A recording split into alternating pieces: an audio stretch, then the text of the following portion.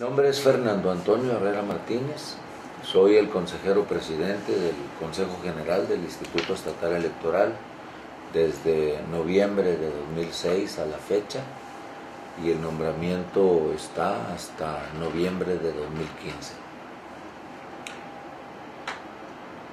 ¿Cuántos procesos? 3 procesos con este.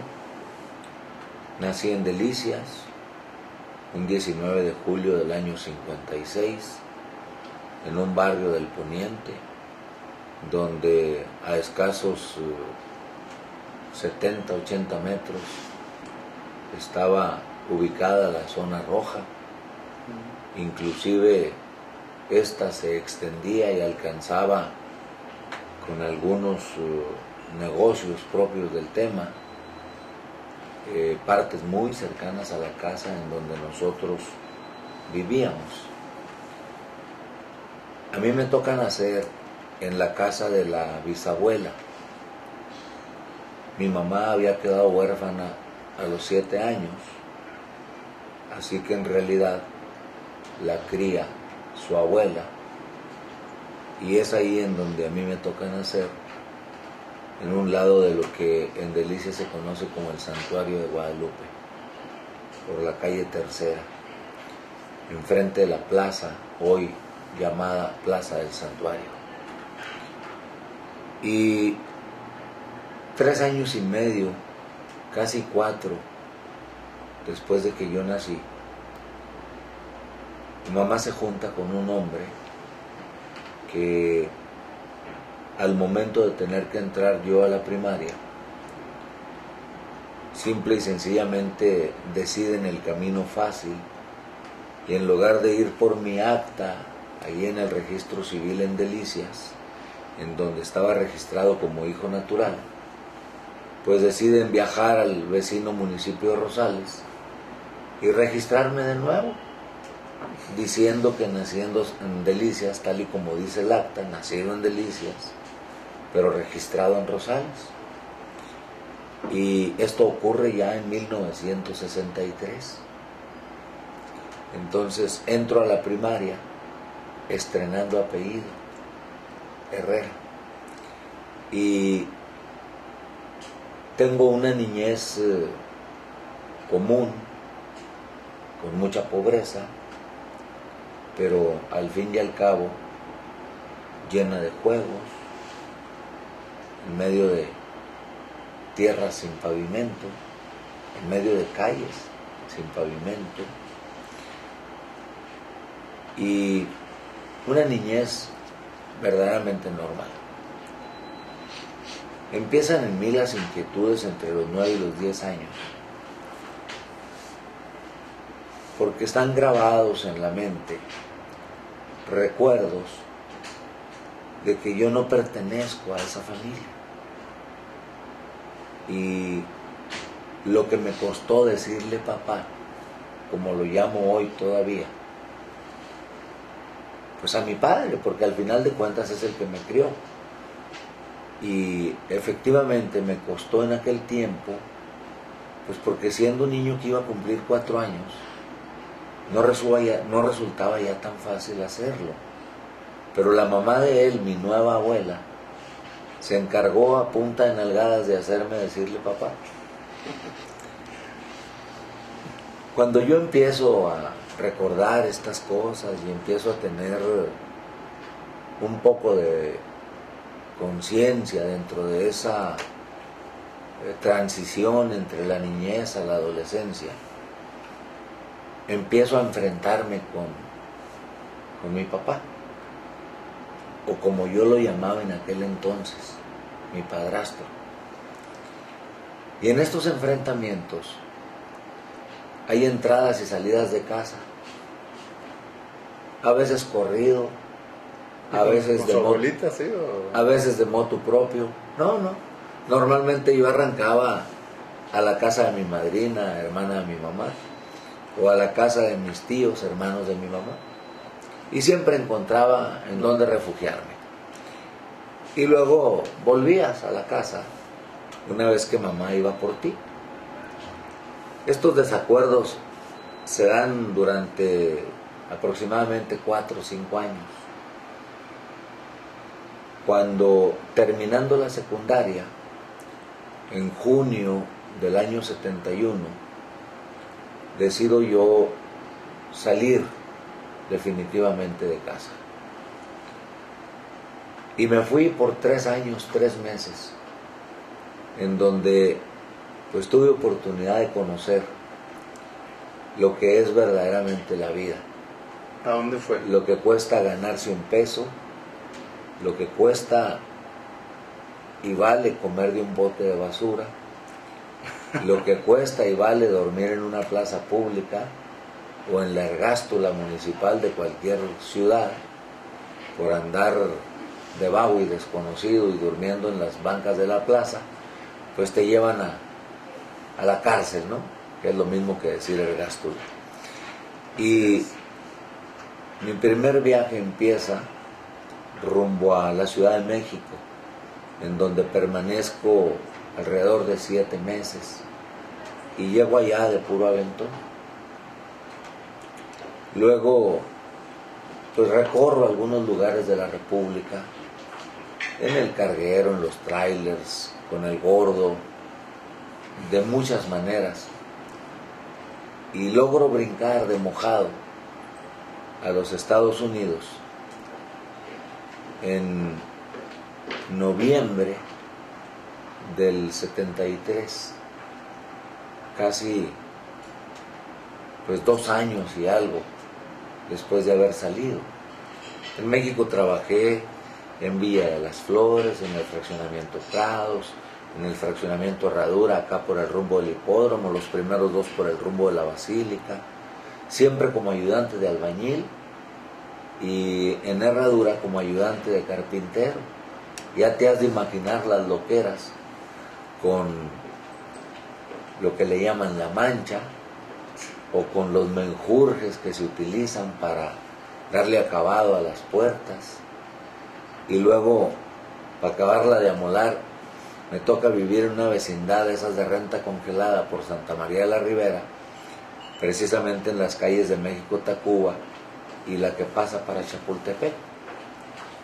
Ahí en la primera avenida después de un cine Cosmos, que no sé si todavía exista, pero que estaba en la esquina de México-Tacuba y la que va a Chapultepec.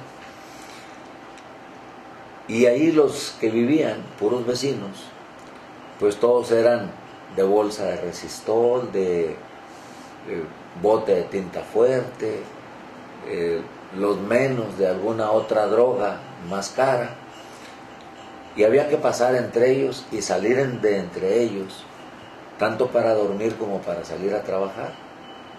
Y entonces te toca parecer, aunque no seas, y entonces aprendes de todo, haces de todo y practicas casi de todo, con riesgo de quedarte en el parecer, por tal de hacerle al camaleón. Te arriesgas a quedarte en el ser, y entonces te ves en una navaja de 2 filos, en donde pues ahí prácticamente existió el peligro de quedarte ahí entre ellos, o bien de lograr salir, como efectivamente ocurrió. Ya en Estados Unidos me toca irme hasta Madera, California. Allá me toca trabajar en los campos de tomate, de algodón, del betabel, y un trabajo muy duro. Y te toca convivir en barracas o en casas de ranchos, hacinados. Y obviamente, pues entre la raza mojada hay de todo, como en todas partes, incluido aquí el instituto. Gente buena, gente regular, gente mala, entendidos de que en el corazón del ser humano hay una cajita de Pandora. Así es. En donde están todos los bienes, todos los males, pero siempre, al final del día, alcanzamos a cerrar la caja, ¿no? Y se quedó ahí la esperanza.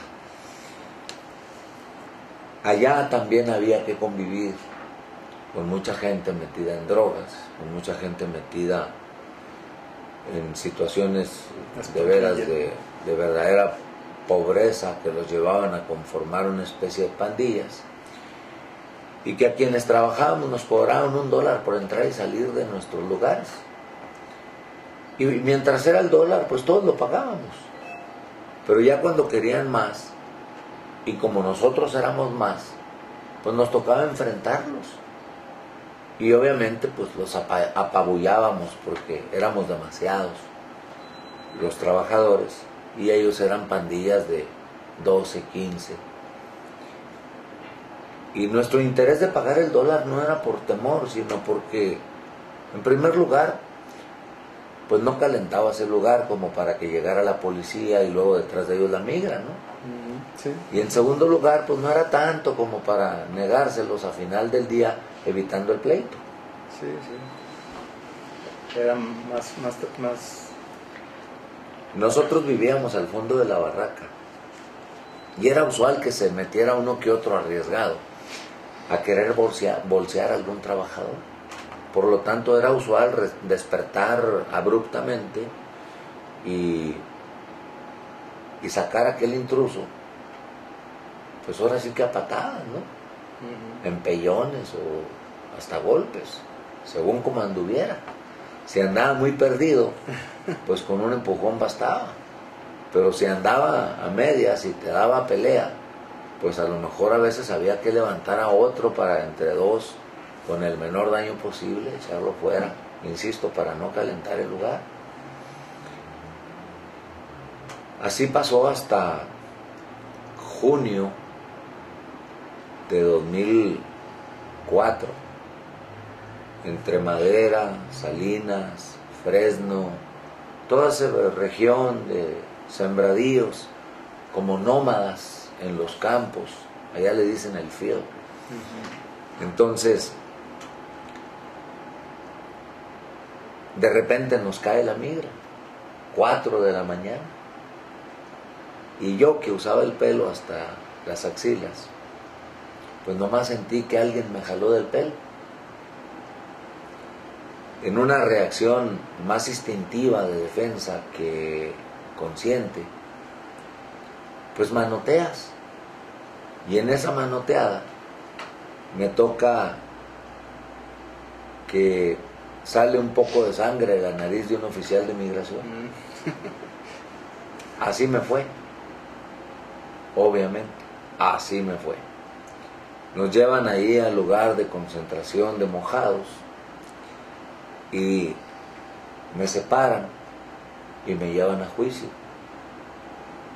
por felony, que quiere decir pues un evento del nivel criminal, como es un delito mayor, atacar a un oficial de policía. Entonces me sentencian a 3 meses en el centro de reclusión de Fresno, California. Afortunadamente entro con mi dinerito que tenía yo por ahí guardado, casi $700, dólares menos, cualquier cosita menos, y me abren cuenta a favor al entrar. Pues entrando, lo primero que te das cuenta es que corre peligro tu vida, corre peligro tu integridad física, y lo que es peor, corres peligro sexualmente hablando. Entonces te das cuenta que hay 3 personajes ahí con los que puedes arreglar: un mexicano, por supuesto, y el grupo mayor; un güero, que era un grupo muy respetable; y uno moreno, que desde luego también representaba un grupo muy respetable. Pues obviamente yo me acerqué ahí con los compatriotas, y pues llego ahí de 17 años, 11 meses, cosa que desde luego no importó a la hora del juicio, ¿no? Me trataron como adulto, aunque faltara un mes, y pues yo entiendo que en Estados Unidos así puede ser cuando la felony lo amerita, y me dieron ese trato. Total, arreglo ahí con quien tengo que arreglar, y se me pone como condición la aportación de $1.05, que era lo que sumaba la compra de 3 paquetes de tabaco Bugler en esa época, que costaban 35 centavos de dólar. Se me pone esa condición de forma diaria durante los 3 meses que voy a estar ahí, para tener derecho a salir al patio, a bañarte, a que no te asignen tareas y hasta a ver televisión en los ratos que lo permitían. De tal suerte que eso se compraba. De manera libre podías ir y venir, sabiendo que tenías el apoyo ahí del líder, porque estabas pagando por tu seguridad. Así ocurrió, así pasaron los 3 meses, fueron muy difíciles, de mucho tormento, de mucha reflexión, de mucha catarsis, y al salir me toca que de Caléxico me suelten a pie en Mexicali. Por cierto, en Mexicali vivía una hermana de la abuela de mi mamá, la que la crió. Pero ni por la mente me pasó buscar a doña María o hablar por cobrar a casa de mi madrina, porque en la mía no había teléfono, pero mi madrina sí lo tenía, la hermana de mamá. Y pude haber pedido el teléfono a doña María y pedir auxilio, etcétera, pero no se me ocurrió. Simple y sencillamente atravesé a pie Mexicali, porque me quedaba $1 cuando salgo de la cárcel.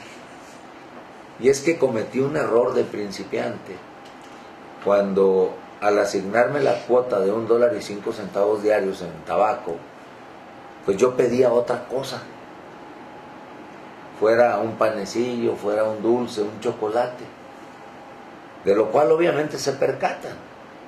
Y lo primero que piensan es que tiene lana. Y entonces te arrimaba uno, otro, uno más, todos miembros de la pandilla de los mexicanos que había ahí, y abrazándote te decían, ¿qué? ¿Me invitas un chocolate o unos pingüinos o esto o aquello, no? Alguna cosa, digo pingüinos por mencionar un par, ¿verdad? Y tú decías, ¿me niego? ¿O le entro? ¿O qué? No, pues le entraba. De tal suerte que mis casi $700 se fueron, hasta prácticamente a riesgo de que si no completaba los 90 días, pues estuvo a punto de pasar, ¿no? Que el último día no acabalara para pagar la seguridad. $1. Atravieso Mexicali a pie y permanezco ahí pues casi un día y no conseguí ride. Pues ya me subí al carguero, al primero que salió. De alguna manera logramos llegar ahí, dando vueltas por Sonora, por acá, por allá, durmiendo en un vagón, en otro.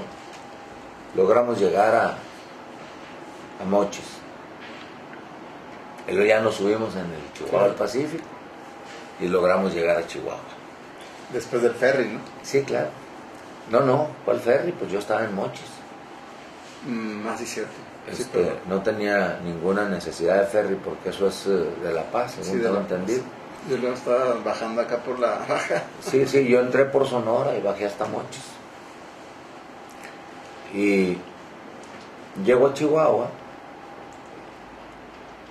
y ya conseguí un ride hasta Delicias, ¿no? Me acuerdo que llegué a casa con las suelas de los zapatos chapalqueando, ¿no? Derrotado, lleno de vivencias. ¿Y qué edad tenía? Llego a Delicias en septiembre 19 o 20 del año 74, cumpliendo en julio 19, había recién cumplido 20 años. 18 años, perdón. Entonces ya, 18. ya tiene usted, ¿cuántos años? 3 fuera de cárcel. Yo me fui exactamente a los 14 años, 11 meses en junio. Y regreso en septiembre del 74, 3 años, 3 meses. Toda una universidad, el vivir estas épocas, este tiempo, con 1001 vicisitudes, por parafrasear el libro de las 1001 noches. Y pues te das cuenta, con el paso del tiempo, que aprendiste cómo somos, que te diste cuenta de cuánta debilidad hay en el ser humano, pero al mismo tiempo de cuánta fortaleza poseemos. Te das cuenta de las capacidades para asimilar y acoplarte y en un momento dado camaleónicamente sobrevivir y aprender al mismo tiempo. Si esto es lo que llaman la universidad de la vida, podríamos decir que yo me doctoré en esos 3 años, 3 meses en esta universidad de la vida. Tengo muy grabado un recuerdo cuando andaba yo ahí por afuera de una frutería en algún lugar, sacando unos plátanos negros que prácticamente se vuelven miel, y sale el dueño de la frutería y me corre a patadas y le digo yo, pues ya los tiraste. Sí, pero no me derrames la basura buscándolos. No, hombre, en cuanto se metió el dueño me volví y saqué los que faltaban y todos marcharon. De lo maduro, ¿no? Se ponen oscuros. Se ponen oscuros, se ponen flojos y son prácticamente una miel un tanto cuanto amarga cuando ya están pasados. Pero al fin y al cabo son alimento. Bueno, entonces ya llegando a Delicias, usted se pone, bueno, se estudia. Ahí voy. En cuanto llego a Delicias, me inscribo en la prepa. En la 2030. No, que 2030, ahí no me iban a recibir ni queriendo, había reprobado 3 en secundaria. Okay. Entonces me inscribo en la del burristerio, en la prepa de 2 años, y logro ser el mejor alumno de la generación, trabajando, estudiando y un poco empleitado todavía con papá. Entro y salgo de la casa igual esos 2 años, pero ya no pierdo el enfoque de la escuela. Logro revalidar en los primeros 2 meses las materias que había reprobado en la secundaria por faltas, porque pues más de lo bruto que se me nota no era, y las había reprobado verdaderamente por faltas. Y subsanando esas materias, revalido las demás y me dan un certificado de la secundaria también de ahí del burristerio.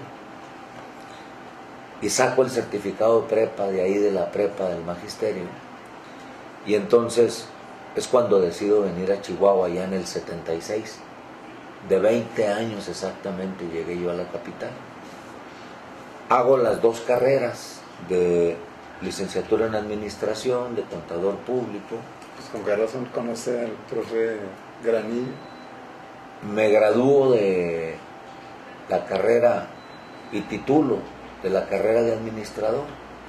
La de contador no me interesa, me interesaba hacerla por el conocimiento mismo, que en lugar de llevar 2 contabilidades llevaba 5, que en lugar de llevar una materia de esto, acá llevabas 3.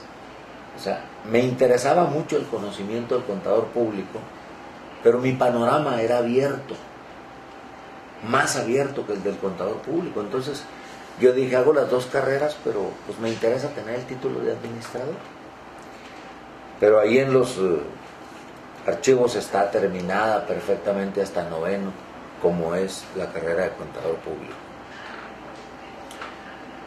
Entro en la política de una manera absolutamente circunstancial, porque muere el dueño de la casa de asistencia en donde yo me hospedaba, me daban mi ropa y me daban de comer por una cantidad mínima. Este hombre se llamaba Ignacio Domínguez Alarcón. Y en el sepelio me toca conocer a su hermano Pedro. Y platicando en este tono y en este, tal vez uno de los pocos dones de los que Dios me dota, que es el uso de la palabra,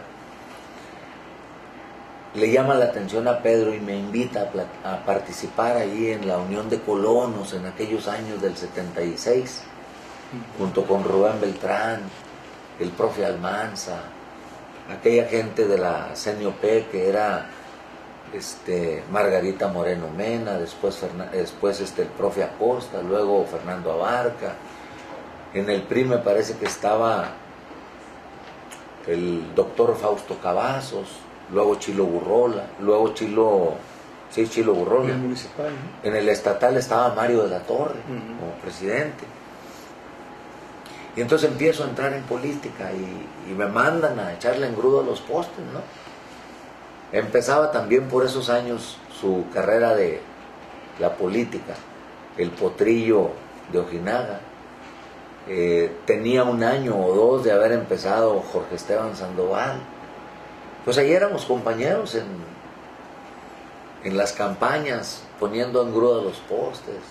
Aunque muy pronto empiezo a agarrar el micrófono y me empiezo a especializar en dirigir eventos.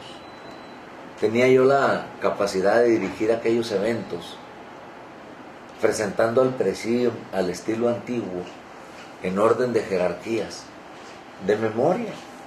Muy bien. Porque, pues, la actividad te daba para ir conociendo personajes, irte aprendiendo los nombres, el puesto y a conocer las jerarquías.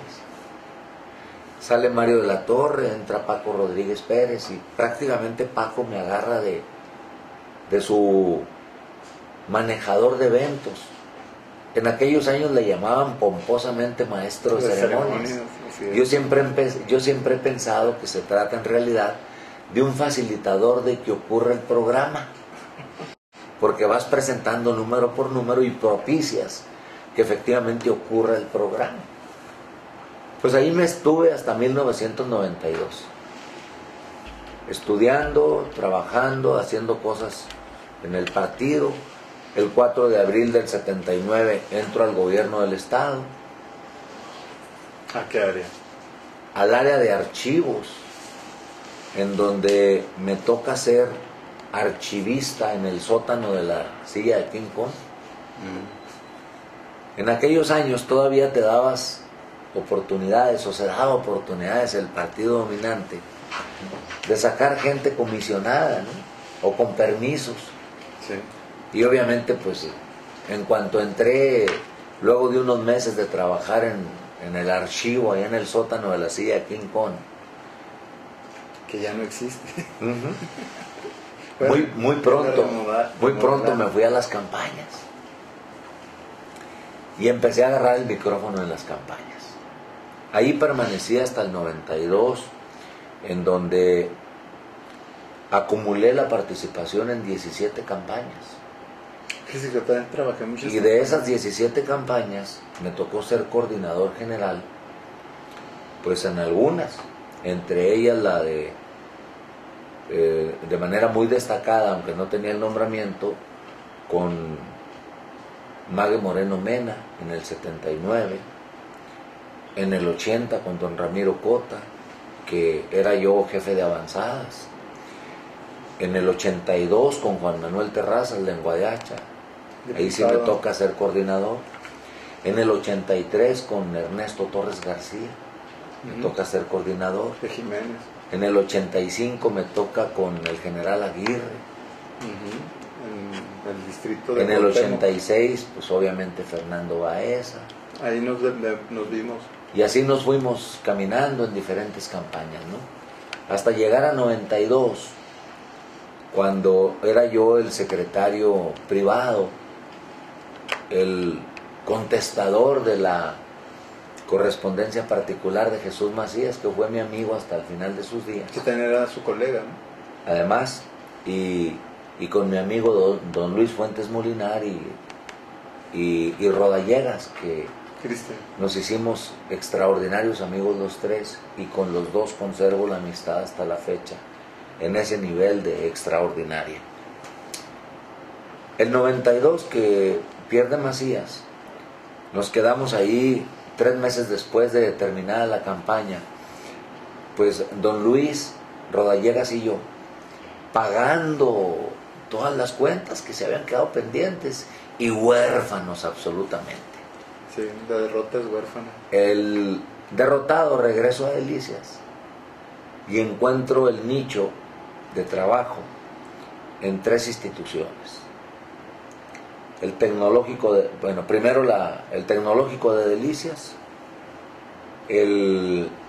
la Facultad de Contaduría y el radio, o la radio.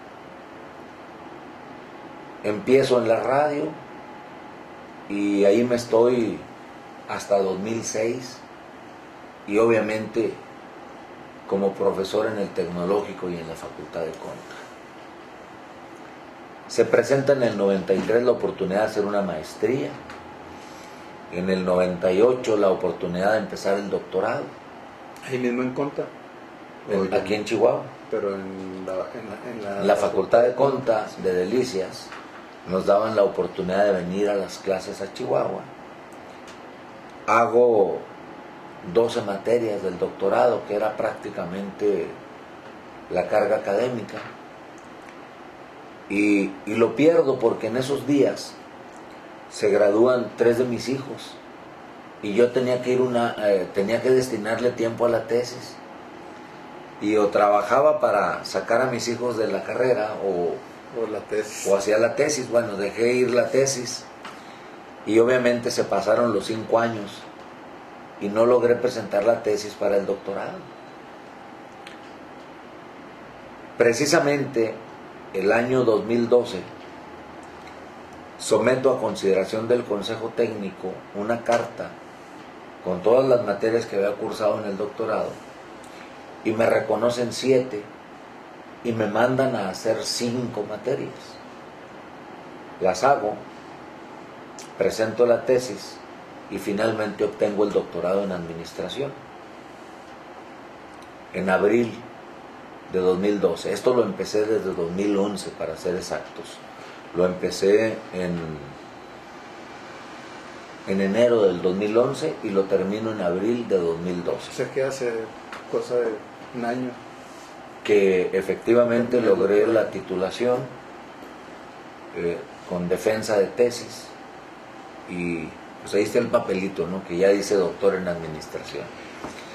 Esta vida, que ha sido muy enriquecedora, me trajo en un momento dado, primero en 2004, a la presidencia de la Asamblea en Delicias, y en 2006 al concurso para la presidencia estatal del Instituto Estatal Electoral, con la experiencia de haber manejado la Asamblea Municipal y Distrital de Delicias. Llego con una legislatura en donde afortunadamente los 4 partidos que en ese momento estaban representados ahí nos eligen por unanimidad, y 3 años después sometemos la documentación y somos elegidos o reelegidos por 6 años por una legislatura diferente con 6 partidos representados. Entonces el nombramiento actual alcanza hasta noviembre de 2015, y podría decirse que, habiendo vivido una vida como muchos otros mexicanos que nacen en la pobreza y que triunfan pero permanecen en el anonimato, son vencedores en la cultura del esfuerzo, triunfadores, diría yo, igual hombres que mujeres. Creo que mi vida se parece a la de muchísimos hombres y mujeres de esta tierra y de otras tierras, y que obviamente yo hoy por la visita de ustedes tengo oportunidad de platicar y decir, habiendo vivido en el filo de la navaja y pudiendo haber caído para cualquiera de los dos lados, pues tuve la oportunidad de que la negociación con la vida, siendo dueño de mi tiempo, mas no de la vida misma, que esa le pertenece según mi creencia a Dios, pero tratando de acomodar los tiempos y manejarlos adecuadamente, pues logro salir de ese filo de la navaja. Y si bien es cierto, podríamos decir en una especie de rara comparación que tiene su nombre, obviamente, como un hipérbole, o si tú quieres como parábolas incluidas. La primera parte de mi vida es como un perro callejero, de esos que andan ahí sueltos por la calle y que se la tienen que rifar con todo. Generalmente andan con la cola mocha, una oreja gacha y llenos de cicatrices, pero al final sobreviven. Y luego en un cambio de 180 grados a partir de la prepa, logras un largo camino hacia la superación. Y esto no quiere decir que tengas éxitos necesariamente. Hay de todo, éxitos y fracasos. Y desde luego los fracasos están de manera más clara en la vida particular, en la vida sentimental. Porque aun cuando la educación te da todos los valores, te da todos los principios, te da el conocimiento de todo lo que hay, así como te los dio la Universidad de la Vida, lo cierto es que no los traes de arraigo. Y entonces tienes una serie de problemas de carácter conductual. Doctor, aquí una pausita. ¿Se casa, tiene hijos? Allá voy. Ah, okay. Precisamente hay una serie de altibajos de carácter emocional, porque de niño eras un niño indomable, rebelde, que te enfrentabas, y cuando te golpeaban, todavía tirado decías, ¿ya acabaste? ¿Es todo lo que traes? Entonces, de adulto te das cuenta que tienes el síndrome deficiente de atención y la hiperactividad. Y entonces había que regular aquella química sanguínea, química cerebral. Aquella química cerebral había que regularla. Pero en el barrio donde yo nací, con la familia que yo tenía, pues el remedio eran unos azotes. No se puede pensar en psiquiatría, mucho menos en psicología y tampoco en neurología. En ese tipo de familias esas enfermedades no existen. Sí. Entonces cuando te das cuenta y empiezas a ganar un poco de dinero y vas al médico y te dicen, oye, esto se controla con estas pastillitas, pues entonces empiezas hasta a parecer normal. Pero obviamente ya pasaste picos enormes de inestabilidad emocional, de que la hiperactividad no te deja estar quieto, de que el síndrome deficiente de atención te obliga a que te sientes a mero adelante, so pena de no entender nada en la clase, o de que te distraigas hasta con una mosca persiguiéndola a ver en dónde se va posando, ¿no? Menos poniendo atención. Yo resolví eso sentándome en la primera butaca y obligándome a estar con los ojos de la maestra o del maestro pendiente de la clase. Y la hiperactividad la lograba superar pues haciendo dibujos sin ver, o bien moviendo los pies a manera de tambor, tratando de no hacer ruido, porque también eso molestaba a los profesores. Y más o menos fui sacando ahí, ¿no? los primeros años de estudio, en lo que empecé a ganar dinero y pude ir a un médico y preguntarle, oye, ¿qué me pasa? Que yo no me dejo de mover, que yo no dejo de estar haciendo cosas, sirvando a yo, hasta mortificando a otros. Entonces empiezan a regular la química cerebral y empieza uno a parecer normal, ¿no? Y en esas nos fuimos Y ocurren efectivamente que yo tengo 3 hijos, los 3 de mamá diferente y los 3 legítimos, porque obviamente llevan mi apellido y me casé para poder habilitar. ¿Con cada mamá se casó? Efectivamente. Y todas estas cosas te llevan al final del día a un aprendizaje que si lo tomas en serio. ¿Y qué edades tienen? Mis hijos tienen, uno nace en el 79, que tiene en este momento pues 33 años. 33. Otro nace en el 83, que tiene o va a cumplir 30 años. Y la última, el piloncito, nace en octubre del 92. Y entonces ella tiene una hermanita de 9 años, que yo con mucho amor adopto, y que viene siendo mi cuarto hijo, mi segunda hija, y que aunque no lleve mis apellidos, ella me dice papá, yo le digo hija, y la eduqué, y hoy felizmente es igual de destacada que mis 2 hijos mayores y que mi hija menor, porque fíjate que ¿son contadores públicos? Habiendo sido lo que yo fui, habiendo vivido lo que ya les platiqué, mi hijo mayor es licenciado en economía con una maestría en administración pública y obviamente habla otro idioma. Mi hijo menor es licenciado en finanzas por el Tecnológico de Monterrey, Campus Chihuahua, con 2 campeonatos nacionales en materia de deporte en ese tecnológico, incluido pesas, que ustedes lo deben haber oído nombrar, a Óscar el Indio Herrera, sí, un tremendo jugador de fútbol americano también aquí en Chihuahua, en la intermedia, en el nivel aquí de la liga que sigue, de la intermedia, y jugando para Borregos del Tec Campus Chihuahua. Sí. Y después campeón nacional de peso medio en el tecnológico y campeón nacional en pesas. Él entrenaba con Damaris Aguirre, de ese nivel. Pero mi hijo Oscar me lo raptan o se casa a los 19 años.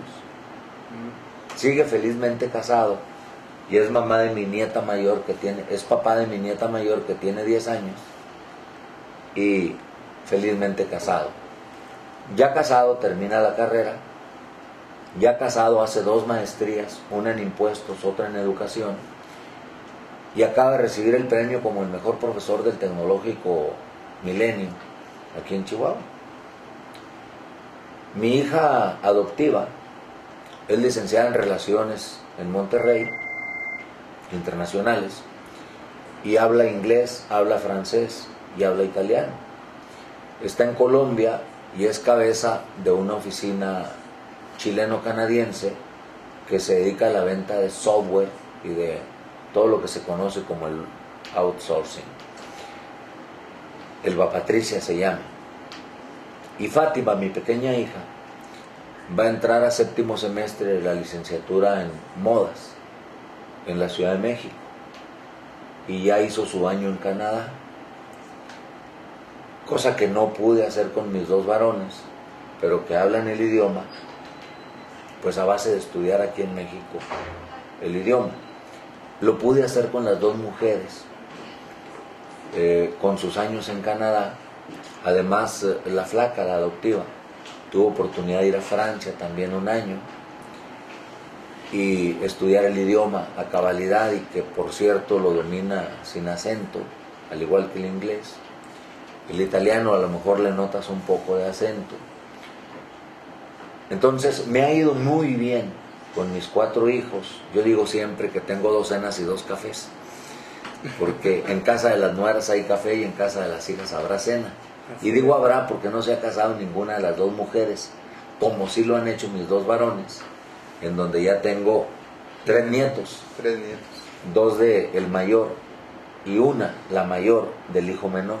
Así pasa. Entonces, he sido una persona que ha tenido una gran fortuna, muy bien tratado por Dios y por la gente que me rodea, y he tenido unos hijos extraordinarios. ¿Y actualmente es soltero o casado? Soy casado. Entonces me ha tocado tener unos hijos maravillosos, extraordinarios, que ni siquiera han pisado la cárcel por una multa de tránsito, que ni siquiera he tenido que ir a la escuela llamado por los profesores por mala conducta, cosa que conmigo era cotidiana, absolutamente cotidiana. Y no te digo pues todo lo que viví en esos 3 años, 3 meses de aventuras en ciudades, durmiendo en plazas, en ergástulas, etcétera. Pues porque obviamente para nada mis hijos han vivido lo que yo viví, y eso me hace a mí muy feliz, y a la vez no dejo de pensar en el aprendizaje que te da la universidad de la vida o el dolor de las cosas, porque el sufrimiento desde muy pronto aprendí que es opcional. Entonces, a mí me dolieron muchas cosas en la vida, pero nunca sufrí por decisión propia. Yo siempre he compartido ese pensamiento que conozco y que aprendí desde hace muchos años, de que el dolor es inevitable, pero el sufrimiento es opcional. Entonces, muchas cosas me dolieron, me duelen, pero he aprendido a no sufrir y a ser feliz como soy, y con los logros alcanzados y con todos los fracasos. Oye, ya habló un poco de esto, pero háblenos también, así, aunque sea un poco de su experiencia en el instituto, ya como presidente, y también los procesos que lleva. El instituto es para mí tan apasionante como la radio. Si bien es cierto, yo era feliz en la política, no lo fui tanto como lo fui en la radio. Yo por 14 años me levanté a las 4:30 de la mañana a abrir a las 6 de la mañana mi noticiario. Feliz todo el tiempo. ¿Aquí contento, en Delicias el noticiario. ¿En qué estación? En 2. En la XBN y en la XHM enlazadas. Nunca renegué por levantarme a esa hora, porque el único secreto era acostarse temprano. Y nunca renegué por acostarme temprano. Así que yo fui más feliz en la radio, inmensamente más feliz en la radio que en la política partidista. Pero aquí en el instituto me he encontrado también con un gran equipo humano que me ha enseñado, del que he procurado aprender, y en el que también me ha quedado claro que estar en el centro del huracán es calmo, y que siempre tienes que tener muy en claro que nunca un partido estará contento hasta el 100%, pero que tampoco te puedes arriesgar a que un partido esté totalmente molesto contigo. Es decir, no puedes cerrar la cortina hasta el piso, perdón por ser tan de pleonasmo aquí, pero tampoco la puedes subir hasta más arriba, otra vez al pleonasmo, hasta lo más alto, sino que las tienes que mantener en un equilibrio que te permita estar siempre en posibilidades de diálogo, de construcción de consensos, de negociación, y que efectivamente aquí en el instituto es lo que se ha privilegiado: la platicada, la negociación, la construcción de consensos, y que felizmente el equipo ha sido capaz, todo el equipo, el consejo, los colaboradores, hemos sido capaces de la construcción de consensos. Tú recordarás que en esta institución, ustedes en la prensa critican porque son muy aburridas nuestras sesiones. Y son aburridas pues porque nosotros vamos a las sesiones a votar los acuerdos que ya tomamos con los partidos en todas las reuniones previas que haya sido necesario organizar para llegar a las sesiones con la mínima discusión o prácticamente sin discusión. Por ello has visto votaciones unánimes de manera permanente en las 3 elecciones. A mí me pueden contar con los dedos de la mano los votos en contra y las abstenciones, y les van a sobrar en la primera 4 dedos y en la segunda 3 dedos. Muy bien. Y estamos hablando de prácticamente 7 años en 3 elecciones, en donde redistritamos después de 15 años por unanimidad de los 7 partidos y de los consejeros. Construimos las 67 asambleas las 3 veces por unanimidad. Nunca los consejeros fueron cuestionados, aún a pesar del incidente tan lamentable que tuvimos en 2010 aquí en la capital y que tuvimos que sustituir al consejero presidente y que obviamente fue lamentable el tema, pero que se resolvió y al final de cuentas la elección salió bien. Esta vez también construimos las 67 asambleas en consenso y hasta el momento, con las 6 o 7 denuncias que tenemos en el instituto, pues no vemos ninguna que vaya a desencadenar en el acuerdo definitivo o la sentencia, más que en una multa o en una llamada de atención. No hay nada que en este momento nos diga que se puede ensuciar el proceso electoral. Aquí surge una cuestión, doctor, en cuanto a la participación ciudadana. Se está siempre pensando en que, o buscando pues por parte del instituto en este caso, bueno, llamar a la gente a que participe en las elecciones. Existe una cierta malestar o apatía de la gente, enojo, por la política, hartazgo. Sí. ¿Qué opina el presidente del instituto sobre esta situación? Fíjate que lejos de contestarte que el abstencionismo es multifactorial, que es responsabilidad de todos, que en el mundo entero uno vota y otro no, te diré que es una conducta humana normal y te lo demuestro de manera muy sencilla. El promedio mundial de elecciones es de 50%. Okay. Y tú me vas a contestar que en Chihuahua es menor al 50%. Sabiendo que en 2012 Peña Nieto compite y logran que el listado nominal vote el 63-64%. Eso te dice que México está por encima de la media mundial.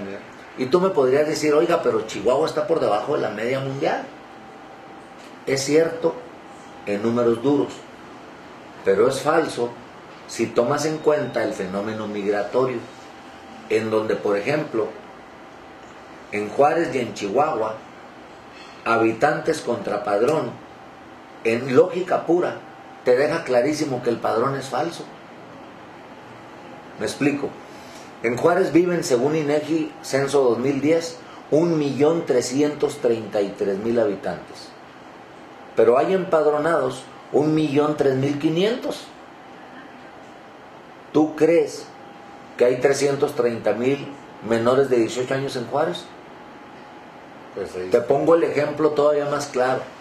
En Chihuahua, según INEGI, censo 2010, 816.000 habitantes. Y el padrón casi alcanza 600. Tan poquitos niños y adolescentes y menores de 18. Pues en qué está en el fenómeno migratorio. Aquí llega mucho guatemalteco, nicaragüense, hondureño, venezolano, salvadoreño. Ahora entremos Guatemala, Chiapas, Campeche, Oaxaca, Guerrero, Michoacán, Zacatecas, claro, y sacan una credencial en Chihuahua o en Juárez. ¿Por qué? Porque cuando los agarre la migra, como a mí, te echan a donde dice tu credencial. Yo no tenía credencial, pues me echaron ahí la frontera más cercana. Pero si traes un domicilio, pues los avientan a Juárez. Esa es la esperanza de ellos.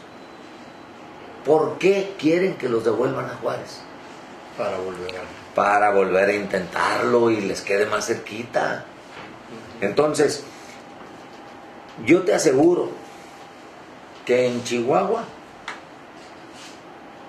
de los 4.305.000 habitantes, No puede ser posible que el padrón tenga más de 2,5 millones. Si solamente sabemos que en la educación básica hay 1 millón. Hay más jóvenes de 18 años. Hay más menores de 18 años. Entonces, ¿de cuánto debiera ser el padrón de Juárez con 1,330,000 habitantes? Más o menos de la mitad. Igual que la de Chihuahua. Igual que el de Chihuahua. Y si entonces ves las votaciones, te vas a dar cuenta que no somos alienígenas. Andamos por la media. Estamos en la media y arribita. Porque el 41.41 con el que gana César Duarte en 2010, del padrón vota 41.41, si lo transformas quitándole todos esos inflados, en realidad es un 54%. Muy bien. Eso es interesante porque la gente no lo ve así. Entonces, mira, sí hay abstencionismo, sí hay que luchar contra el abstencionismo, sí hay que convocar y convencer a la sociedad de que es importante participar, pero no es por falta de que nosotros no lo hagamos, no es porque el IFE no lo haga o los institutos electorales de los estados no lo hagan, tampoco es porque los candidatos sean malos o los políticos sean malos. Eso es una mentira repetida 1000 veces y no se va a convertir en verdad por eso, ni tampoco por los malos gobiernos, que siempre tienen más bueno que malo, como quiera que me la pongan. Lo que pasa es que los periodistas, así somos, andamos buscando los prietos del arroz, porque good news, no news. Así es. Entonces, no es cierto que la gente esté harta de la política, de los políticos. Es deporte contestarte que sí, pero si lo mides conforme al mundo, en realidad es un comportamiento natural de los seres humanos que uno vote y otro no, porque es un cincuentazo en el mundo entero. Candados y certeza, doctor. Aquí en Chihuahua, ¿existe posibilidad de fraude? No existe posibilidad de fraude en ninguna parte en este país, porque las casillas están dirigidas y los votos son contados, recibidos y contados por ciudadanos únicamente. Son 4 ciudadanos elegidos de la demarcación de la sección de la casilla que van a recibir a sus amigos, a sus vecinos, a sus conocidos del barrio a votar. Ellos van a contar los votos y si llenan bien toda la documentación, mandarán el paquete cerrado con el sobre PREP por fuera a la asamblea. Y si toda la información va correcta en el acta, los funcionarios, los colaboradores del IE solamente hacen aritmética con papeles, no tienen por qué abrir las cajas. El instituto no toca los votos, salvo que la ley te obligue o te autorice. ¿Cómo te obliga? Cuando es igual o menor al 1% la diferencia entre el ganador y perdedor. ¿Cuándo te autoriza? Cuando hay errores graves en el llenado de la documentación y hay que recontar ahí en la asamblea. Perfecto. Pero de otro modo, no tenemos por qué tocar los votos que solamente tocaron los ciudadanos funcionarios de casilla y los funcionarios cuando fueron a votar, y los ciudadanos cuando fueron a votar. Y nosotros tocamos el voto únicamente cuando vamos a votar como ciudadanos. Platíquenos lo de Araceli Arámbula y el $1,000,000. Mira, lo del $1,000,000 es un costo bajo para una producción de 5 spots, que además tiene lo más caro que existe en una producción de spots, y que se llama la postproducción. Al contratar la postproducción, encarecimos el producto. ¿Por qué la contratamos? Porque queríamos una imagen extraordinariamente limpia. Queríamos un spot que, entendidos de que a la gente le harta tanto anuncio, porque ese es un tema que si me preguntas con mucho gusto te daré mi opinión, y por qué creo que a la gente la harta tanto anuncio, pues nosotros queríamos que por lo menos el nuestro no fuera tan aburrido, con una bonita imagen, una mujer chihuahuense, producto del esfuerzo también, y que gracias a su primo, que era el rico antes, Beto Arámbula, el de la florería, y que la sacaba muchas veces del hoyo cuando ella empezaba, y que ahora es el pobre, porque ahora la rica es ella. Y ojalá y sea corresponsable, ¿no? Con mi amigo Beto. Él fue el que en septiembre del año pasado me trajo al hermano de Araceli aquí a mi oficina. Y yo firmé con el doctor, hermano de Araceli, una carta compromiso para que nos filmara 5 spots en Chihuahua o en México, donde ella quisiera, un solo día de noviembre o diciembre, y nosotros estábamos puestos. No pudo, porque en ese tiempo firmó el contrato para la novela de La Patrona y fue expulsada de Televisa. Por haber sido a Telemundo. Entonces, pudo hasta los últimos de enero. Y entonces nos llaman y nos dice, tal día va a estar en México. Y yo andaba trabajando en Juárez. Y tuve que decidir entre quedarme en El Paso, donde vive mi padre, el biológico, y con quien llevo una extraordinaria relación, que estaba con una gripe y estaba solito en casa, o irme a México. Decidí quedarme con mi papá. Y entonces le pedí al consejero César Wong y a Enrique Rodríguez, el de Comunicación Social, que se fueran ellos a México. Y contratamos a Granados, que es un chavo muy creativo, y él a su vez contrató un pedacito de los viejos estudios Churubusco, y posteriormente nosotros contratamos la postproducción y nos gastamos el $1,000,000. Pero estaba presupuestado, señor. Teníamos hasta un poquito más para promover el voto, y de ahí lo tomamos. Entonces, si lo que se trata es de llamar la atención, de promover el voto, o de promover la participación ciudadana, ¿ustedes creen que estos 5 spots vayan a permitir ese incremento? Pues mira, lo logramos en 2010 con Omar Chaparro.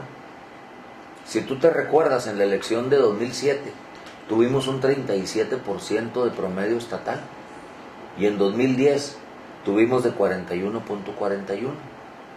Ojalá y ahora logremos crecer un poquitito más en ese padrón gordo, inflado falsamente, pero logremos un poquito más. Aquí me llama mucho la atención el que dice usted que tenemos un padrón inflado. Estaríamos hablando exactamente, por los números que usted maneja, de cuántos credenciales de yucatecos. Medio millón. Sí. Por lo menos hay 500,000 de credenciales en Chihuahua, y eso que ya de donde baja la 03, Por lo menos hay 500,000 de credenciales que no votan, que no están aquí por alguna razón. O están en Estados Unidos trabajando, o se regresaron a su lugar de origen, o la perdieron, o lo que tú quieras. ¿Cuánto cuesta la democracia en Chihuahua, doctor? 370 millones el proceso electoral con todo y partidos. ¿Y por voto cuánto? 130 pesos. Cada voto nos cuesta 130 pesos. En el ranking nacional. Con todo y el inflado. En el ranking nacional, ¿cómo andamos comparativamente? Abajo. A nivel nacional, ¿en cuánto andará? Debe andar alrededor de 155, 160 pesos. Okay, entonces estamos en el promedio bajo, por así decirlo. Normalmente somos, y déjame decírtelo de veras, por todas las entidades federativas, normalmente somos un poco más eficientes y más eficaces que el gran elefante, por lo enorme que es el IFE, y que desde luego batalla un poco más para moverse y cuesta un poquito más alimentarlo. Es un elefante más grandote y obviamente conlleva todas esas dificultades. Licenciado, en los PREP, aquí en Chihuahua va a haber un PREP, ¿qué tan confiable va a ser el día de la elección? Estamos prácticamente que a 3 semanas, 2 semanas. Una de las cosas maravillosas que mucha gente desconoce del IE de Chihuahua es el software. Todo el software que se ha utilizado en el IE desde que nació con Piña Marshall se construye aquí en el IE, con ingenieros de aquí del IE. Y el PREP también se construye y es nuestro y es el mejor del país. Nunca hemos pagado por un software. ¿En cuánto tiempo vamos a tener la certeza el día de la elección? ¿O datos duros o datos preliminares? Yo creo que un 92% lo podemos aspirar a tener alrededor de la 1:30, 2 de la mañana, en el PREP. En ese tiempo ya vamos a saber cómo fue hasta un 92%. Y no te digo más, porque sería de mi parte arrogancia o presumirte demasiado. Acuérdate que Chihuahua es montaña, y es alta y es baja, sí, y es desierto, y es llanura, y es un territorio además enorme. Entonces, por eso el PREP alcanza niveles de 91, 92, 89, 90, porque hay lugares en donde para juntar las puras casillas en el municipio, imagínate, Guadalupe Calvo tiene 1200 comunidades, Guerrero tiene 110 comunidades, 20 presidencias seccionales, con cabildo. Entonces, recorrer estos municipios grandes, una casilla de Villahumada está enfrente de Coyame, se tardan un rato para hacer llegar la información. Ya de las asambleas no batallan porque tenemos red, pero no la podemos tener la red a las casillas, la tenemos a las asambleas. ¿Y a los distritos?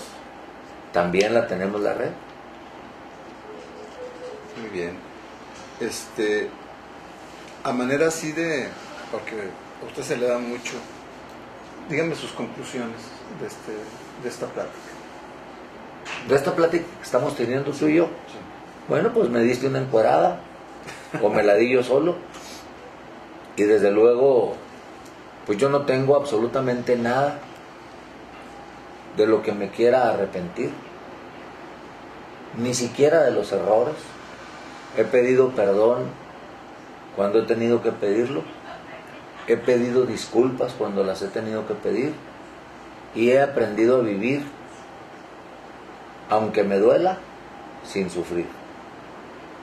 Y más o menos me veo normal, sobre todo cuando me ves entre la gente. Muy bien. Doctor, los chihuahuenses podemos estar tranquilos. Muy tranquilos. Y no por el instituto ni por el equipo, que es muy bueno, y que el instituto está consolidado y va a trascender la temporalidad de quienes ocupen estos cargos, sino la tranquilidad estriba y está basada en que los chihuahuenses, hombres y mujeres, tienen una gran cultura político-democrática y sobre todo en el aspecto electoral. En Chihuahua ya no hay protestas en las calles ni en las plazas, ni siquiera se judicializan las cosas. Así como se compite con bravura, con valentía, a veces hasta con cierta temeridad, hasta siendo temerarios. Y hay rozones, y hay confrontaciones y encontronazos. También hay una gran calidad humana y un gran raciocinio y redaños para reconocer las derrotas. Digamos que Chihuahua tiene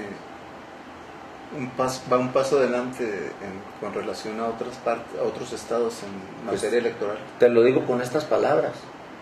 En las reuniones a las que yo voy de la Asociación Nacional de Presidentes y Presidentas de Instituciones Electorales, de la cual soy presidente, por cierto, nos dicen el laboratorio político. Así se refieren a Chihuahua. Oye, ¿cómo anda el laboratorio en esto y en aquello? O sea, que somos vanguardistas en eso. Nos ven como un laboratorio político. ¿Usted piensa que se gasta mucho o es necesario pues mantener este aparato? Es necesario, y sí se gasta mucho. No tanto si lo ves en términos porcentuales de acuerdo al presupuesto del Estado, porque nosotros significamos el 0.35 del presupuesto del Estado. No llegamos ni a medio punto porcentual. ¿Cuántos empleados trabajan aquí, doctor? En este momento 1885. Y en temporadas no electorales, un poquito más de 100. Es necesario, porque yo soy partidario de que las campañas se lleven a cabo con dinero público, porque yo creo que el candado del 10% para el dinero privado es bueno.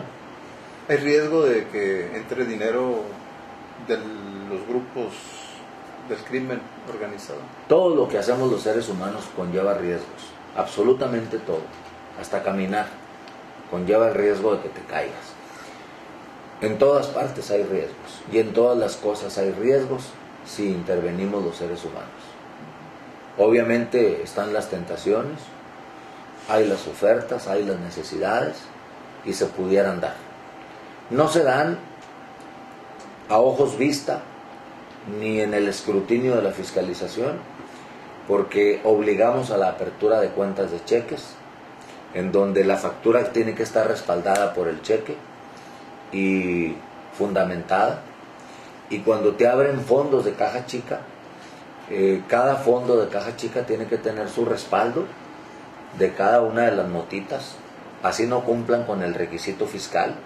Debe tener la nota del restaurancito del rancho Mangano en el municipio de la Sierra Fulano, en donde diga 4 comidas, tanto dinero.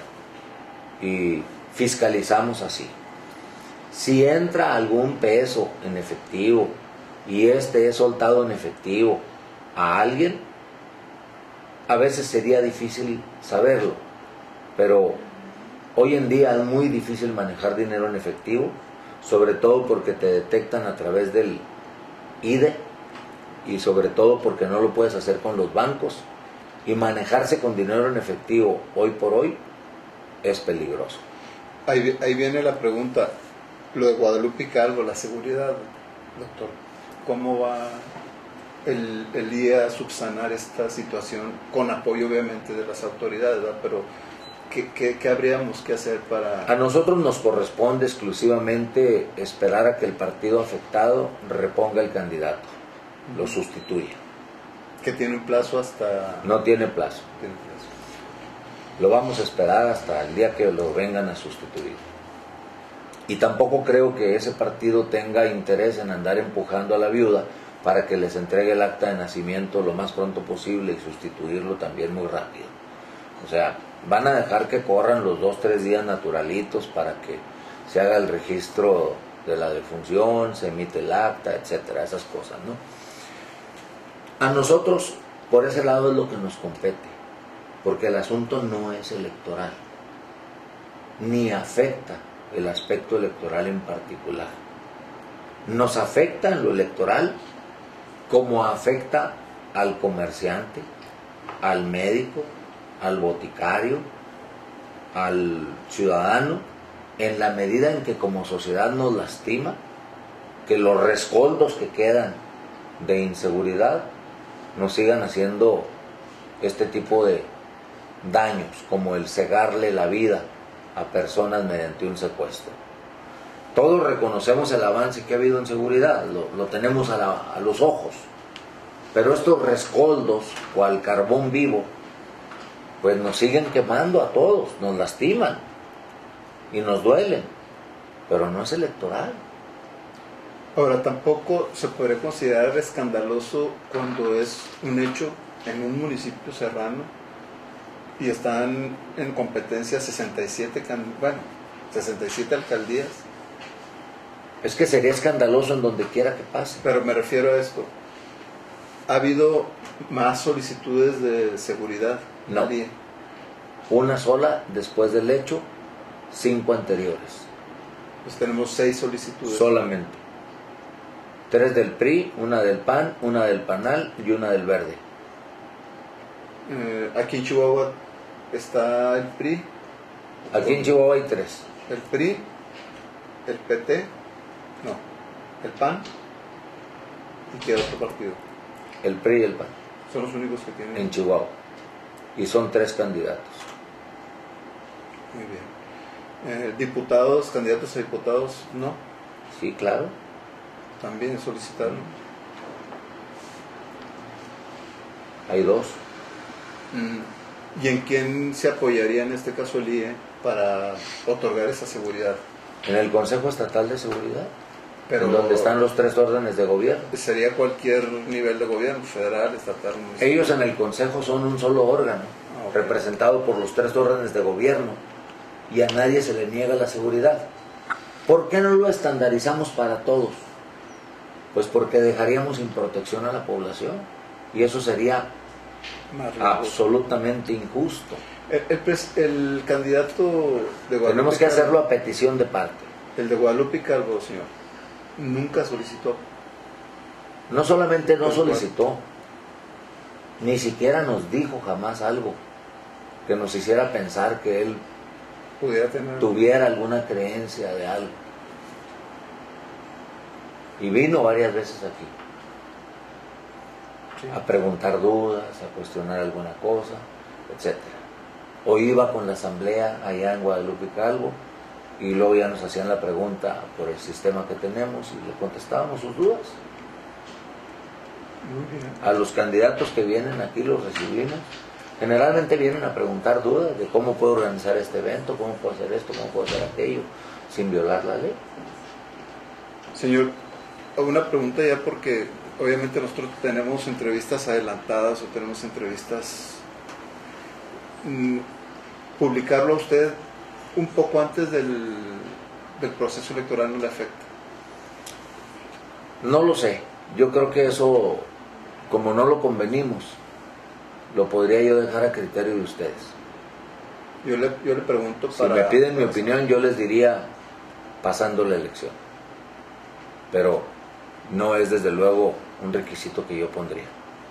No, yo le comentaba porque claro que la gente tiene, pues ahora sí que la inquietud de saber cuál es la situación del presidente del Consejo. Sí, para ustedes eso es importante, pues yo no estaría en desacuerdo en que lo publiquen antes. O sea, yo no tengo bola incómoda. Yo acepté la entrevista y yo sé lo que es una entrevista. Y obviamente no hablamos ni de partido, ni de proselitismo, ni de nada que... Pues yo dije nomás lo que era mi historia antigua, ¿no? Y pues yo creo que los 14 años en la radio hicieron posible que los 4 partidos primero, 6 después, me dieran el respaldo, porque se dieron cuenta cómo trabajé yo en los noticiarios de la radio con ellos durante 14 años. Y siempre le abrí espacios en mi noticiario a todos por igual. Así fueran candidatos chiquitos, sin probabilidad, yo pensando en que eran seres humanos con el deseo de competir, con el ánimo de estar ahí en el noticiario, merecían ser recibidos. Muy bien. Pues por nosotros, por lo que corresponde a tiempo, le agradecemos mucho su entrevista. Nomás le va a tomar fotos.